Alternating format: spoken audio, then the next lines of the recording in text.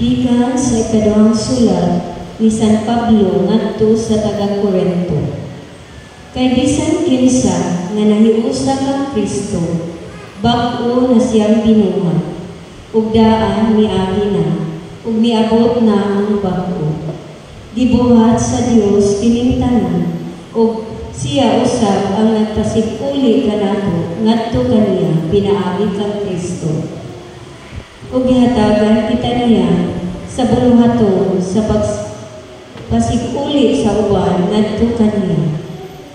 Maoy among mensahe nga ipasiguli sa Dios ang tanang tawo ngadto kaniya pinaagi kang Kristo.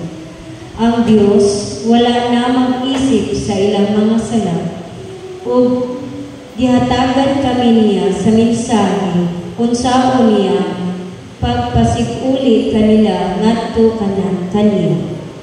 Busa aniya kami gipadala ni Kristo, ug sama da nga ang Dios gayon ang nangalyupo kaninyo pinaagi kanamo. Sa ngalan ni Kristo, hangyoon kamo namo nga makikuli kamo sa Dios. Wala sala si Kristo, apan gipaambit siya sa Dios sa atong sala, aron kita sa atong pagkahiusa kaniya makaambit sa pagkamataron sa Dios. Ang pulong sa Ginoo. Salamat sa Diyos.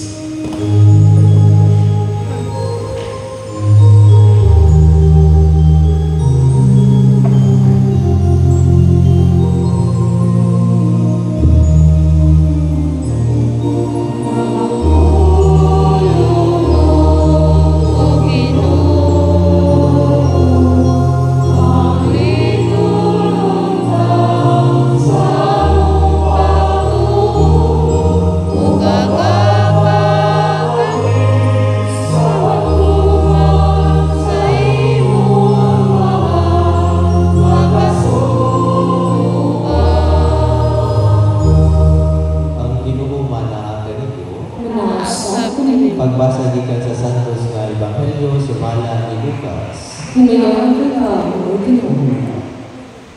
Usa niya naghigayon may daghang mga obrador sa pulis ug mga makasasala nga miadto kang Hesus aron pagpamatik kaniya. Kunya ang mga Pariseo mga magtutulong sa balaod nagbagulgol nga nagingon kining tawhana nag-abi-abi sa mga makasasala kung nakigsalo pagani kanila. Tungod niini, isugilon kanila sa Hesus ug usa ka sambingay. Si Hesus may padayon sa Panginoon. Ihay usa ka tawo nga may duha ka anak nga lalaki. Usa ka adlaw niana ang mga ingon sa iyang amahan kay natagi na ako sa among bahin sa katigayunan. Busa, bahin sa amahan ang katigayunan tagin sa duha niya ka anak. Tapos sa pipila ka adlaw ibalik niya sa manghod ang iyang bahin. Kung milangyaw siya sa layong kapitinin, diusika niya iyang sa lapit sa mga kahilayan. Hangtod nga nahurot ang tanan. Unya, iabot ang usa ka dakong hutom niadtong kapita o gihatod siya ngadto sa pagkawala kayoy nahod. Busa nialagad siya sa usa sa mga mulupyo niadtong kapita o gipadala siya ngadto sa iyang umaharong pagatiman sa mga baboy. Tungod sa kagutong buot unta siyang mukahon sa bunga sa kahoy nga gilawog sa mga baboy, apan walay mihatag kaniya. Sa katapusan, nakaanggo siya sa iyang dakong sayop ug ingon siya, nagsobrang pagkaon sa tanang sinuhulan sa among amahan apan ako aniha hapit na mamatay sa kagutom. Busa mupahawa ako ining dapita ug mupauling ngadto sa among amahan ug sulbihan ko siya tay. Nakasala ako sa Dios ug kanimo. Dili na ako angay tawgon kanimo anak, isipan na lang ako marusa sa imong mga sinubulan. Busa milakaw siya ug pauling adto sa iyang amahan. Apan layon pagani siya sa ilang balay, nakakita na ang iyang amahan kaniya. Naluoy siya sa iyang anak ug midagan sa pagtangko kaniya ug unya migapos ug mihalong kaniya. Ang anak niingon, tay, nakasala ako sa Diyos ug kanimo. Dili na ako angay tawgon kanimo anak apan apan ang amahan nitawag sa iya mga sulubuon. Dali kaingon siya. Dadla na rin ang labing maalindog na bisti o isugod kaniya. Sunubi usag o singsing ang iyang tudlo o sa patusi siya. Ukuhaa ang dinami nga nating baka o ihawa kay magkumbira kita. Kay kinihan ang anak na matay na apan karon nabuhi. Nawala siya apan karon ikaplaganan. Busa isugdan nila ang kumbira. Dili igayon na dito sa umang ang anak nga magulang. Sa iya ng pagpauli o sa diha nga doon na siya sa balay, nabati niya ang huni o ang panagsayaw. Musa iyang itawag ang usa sa mga sulubuon o iyan ipangutana, nagunsa man ka mo diha. Nagtubag ang sulubuon. Ang imong manghod ni pauli na o ipaihaw sa imong amahan ang dinami nga nating baka tungod kay nahiuli siya, tungod kay nahiuli na maayong lawas ang imong igsuon. Nasubo pag-ayo ang magulang o minumili siya pagsulod sa balay pusa, migula ang iyang amahan o alam-alaman siya arang musulod. Apan, mitubag siya tayo, muna karado, sulod sa daghang mga tuwing nagsili ako kanimo imong sa usa ka ulipo, ug wala ako makasupak sa imong mga sugo bisan makausa. Apan, dun sa may imong gihatag kanako, walang gayon. Bisan kanring nalanguntang aron maglipay ako uban sa akong mga higala. Apan ka na imong anak, nag-usik-usik sa tanan mong katigayunan, uban sa mga daotang babae o sa iyang paghiulit, imo hinuong di ihawal sa dinamig na natimpaka. Ang amahan ito bagdo, ikaw kanunay uban kanako, ug imo ang tanan mong katigayunan. Apan, kinahanglan gayon nga magkumbira o maglipay kita kaya imong igsuon mamatay na o karon na buhi. Nawala siya o karon ikapulagan na. Ang Ebanghelyo sa Ginoo. Salamat ikaw, Kristo. May sulod na ni Kristo, mga imong buntag na natong tanan. So ako ang raso na ang tinawag na it's commonly ang tuwa na the title of our gospel is the Prodigal Son. Pero kung ato ang tanaw, it's not the Prodigal Son, it's more on the Prodigal Father. Kung may ka prodigal, maustikon. At makita sa atong Ebanghelyo na mausikon yun ang amahan. Mausikon siya sa iyang pag-igugma, sa iyang pagpasaylo. Then sa atong Ebanghelyo, atong nabantayan, bisugdan kini sa pagkabantay ni Jesus or sa pagreklamo sa mga Pariseo sa mga magtutulong sa balawat na si Jesus, nakikuban, nakigsalo sa mga kubrador sa buwismo sa mga makasasala. And we're going to look at the story, ang amahan sa story sa parable. It's best represents ang sato ang amahan ngadto sa langit. So, ginanagpisa namin ng duman na sa mga Hudiyo, sa ilahang kultura, kung nakatay inheritance ka nyo, kanang mga usay sa inheritance ka na tayo mga usay sa inheritance. Bisaya din. Basta inheritance, na-inherit sa mga anak gikan. Katigayunan is more treasure ng katigayunan, di ba? Basta inheritance, mo sa pagkanan di pa. Basta? Sino na? Kaliwat? Gikan sa kaliwat. Palagi perfect. Palagi sakto. Basta ato ang nasunod gikan sa anak dinikanan. Remember, sa ilahang batasan, sa ilahang kultura, ang kinamabuangan, ang iyahang bahay is double. No? Kung once kinamabuangan na lalaki is double, kung sa'y sobra, bahino na siya sa mga pila ka na kanang suko. Buat masabot,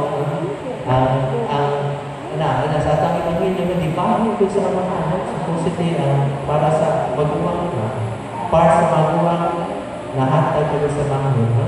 Kaya ikaw po tayo ang inheritance, no? Sa Greek word, sa original Greek, ang ipangayon sa younger brother, or the bangon anak is the bios of the father. Now, yung ganitang bios, translation na, literal translation na, is life. Therefore, ipangayon sa anak na bangon is part of the life of the father. Parte sa kinabuhi sa amahan.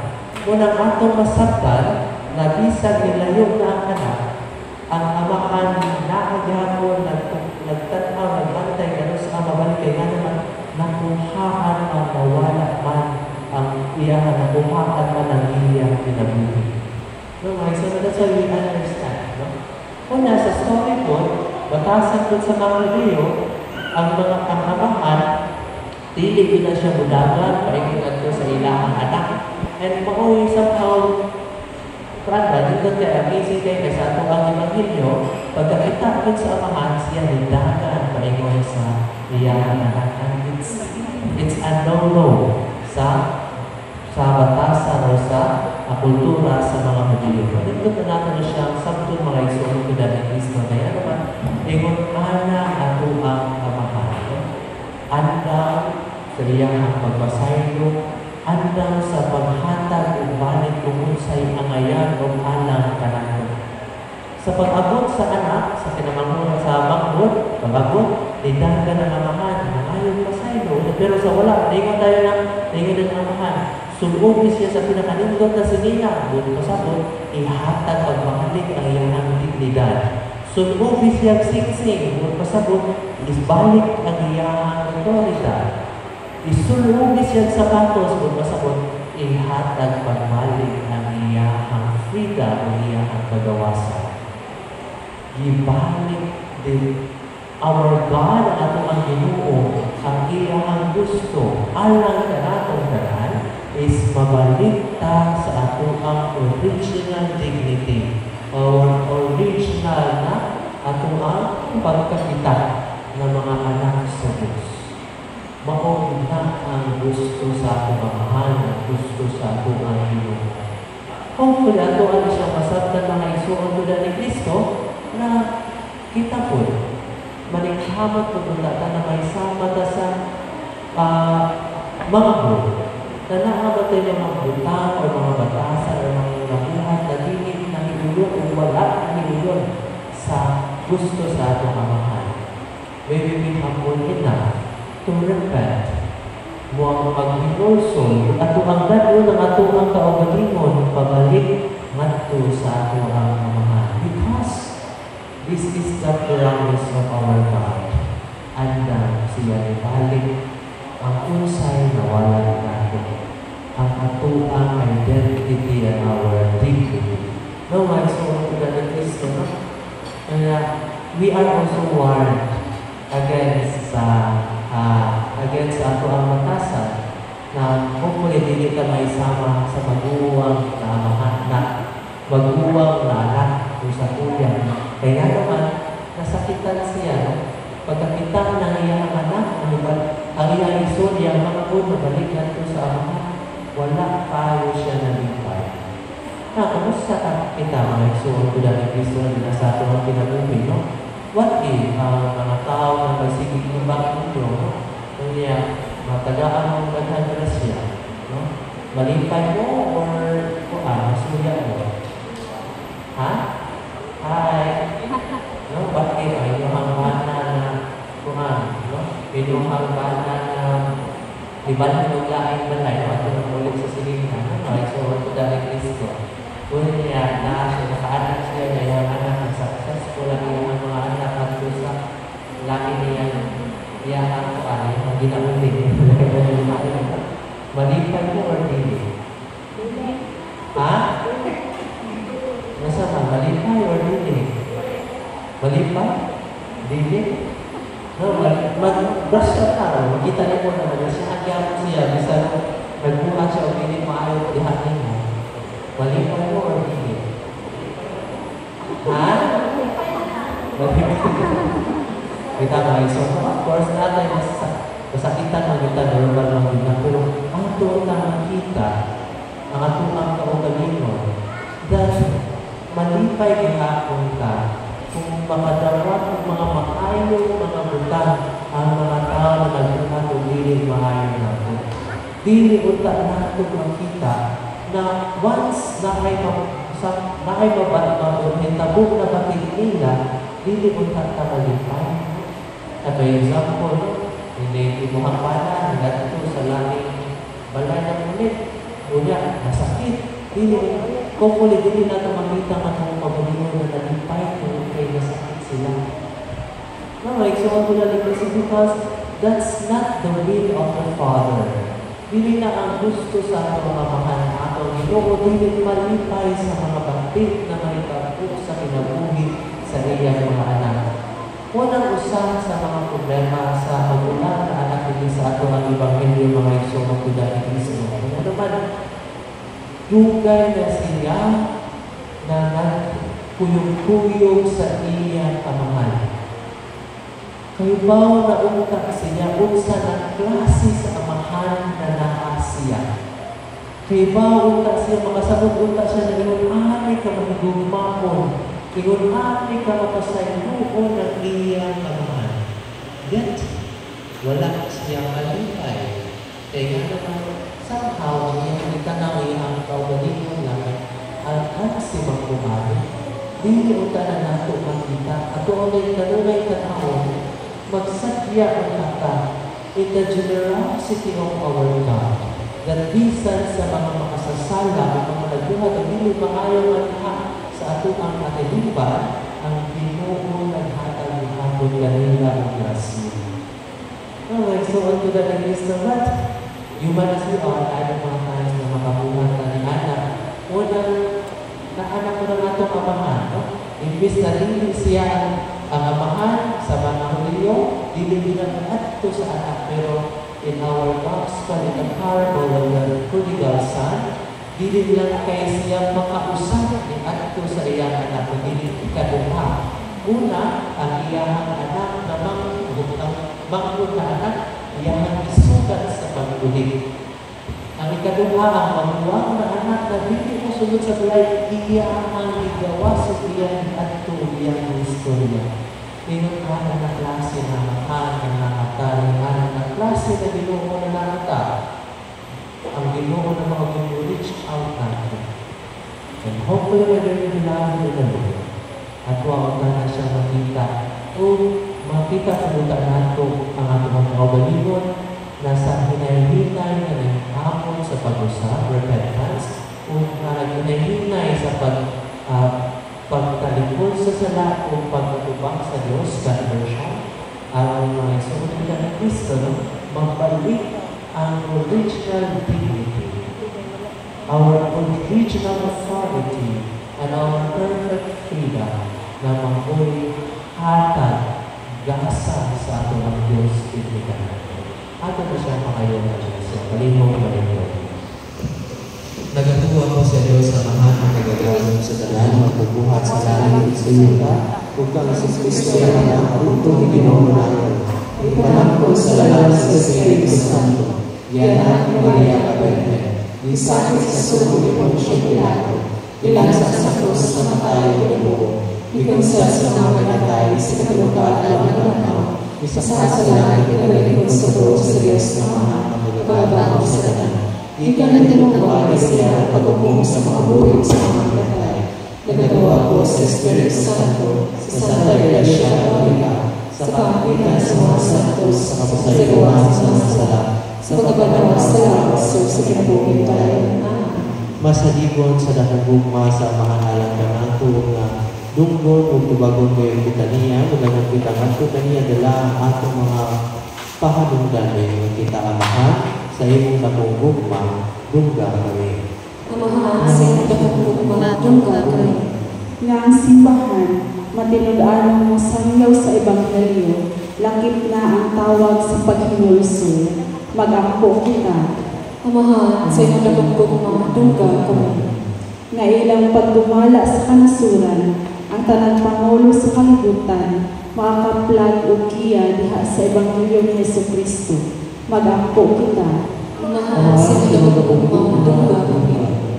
Nga ang tanang mga inahan, ug sila namin ambit sa gasa sa kinabuhi, ngadto sa uban, makatun sa pagkamakihatayo, magampo kita. Mahal sa kadagkong dungga kami. Nga mga masakiton ug sila nga nag-antos sa bisan unsang balatian, maligon tungod sa ilang kahibalo sa dako ug makaalim nga gugma sa Dios alang kanila, magampo kita. Mahal sa kadagkong dungga kami. Nga imong tangisipon nga tapos ug mapuslanan alang kanamo, nga halandong Teofilo kamo, mabayaw na nato sa altar sa mga santos, magampo kita. Mahal sa kadagkong dungga kami. Nga ato nga minahal na mihalina, makabaton sa ganti sa kalinang tunhay, dito sa giharian sa langit, magampo kita. Mahal sa kadagkong dungga kami. Diyos among amahan ang imong pulong si Jesucristo militok o kalinaw ngadto sa makasasalang kalibutan kung naglalagasa sa pakikihuli ngadto sa katawan. Lagdagi ang mga mata sa among mga kasing-kasing aron tataw namong makita ang imong pagmahalang kanamo. Kini among ipangayo, pinagi ni Kristo among Ginoo. Amen.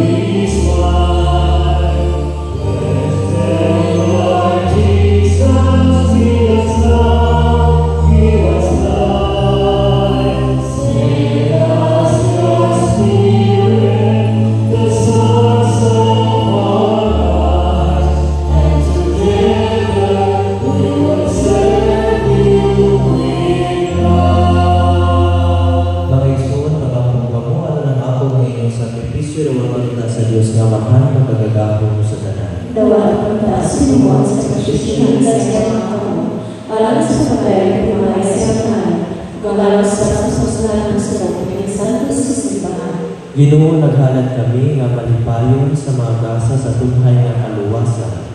Nag-ampun kami nga kiniunta sa kadunay among pasilungan o imong himuon nga magpulos alang sa kaluwasan sa kalibutan. Kini among ipangayon pinagi ni Kristo among Ginoo. Amen. Ang Ginoo manaaga ninyo. Manasa kaninyo. Ibayaw ang inyong mga kasing-kasing. Amen ang ibayaw nato sa Ginoo. Magpasalamat kita sa Ginoo nga among Diyos. Amen ang ibayaw. Santos nga mahal Diyos na tunhay o magagagahong sa ganan, angay o matarong kayo na magpasalamat kami kanimo, kanunay sa dalang dapit, kinaagin ni Yesu Cristo ang Ginoo. Kaysa matatuig na nawahag ka, kanamo paghinlo sa among kasing-kasing, o pagpanganda nga malipayong alang sa Pasko sa pagkabanaw. Aron sa pagampunamo nga labing may dito o sa pagbansay sa mga buhat sa kaluoy nga labing madasikon, ingon man sa pagsalmod sa mga misteryo na nagpakatao ka na magpag-usap, makadangad o kami sa kapunog sa grasya nga ila sa mga anak sa Diyos o busa, uban sa mga anghel o mga santo sa langit, nagasangyaw kami sa iyong himaya, duyong sa ilang walay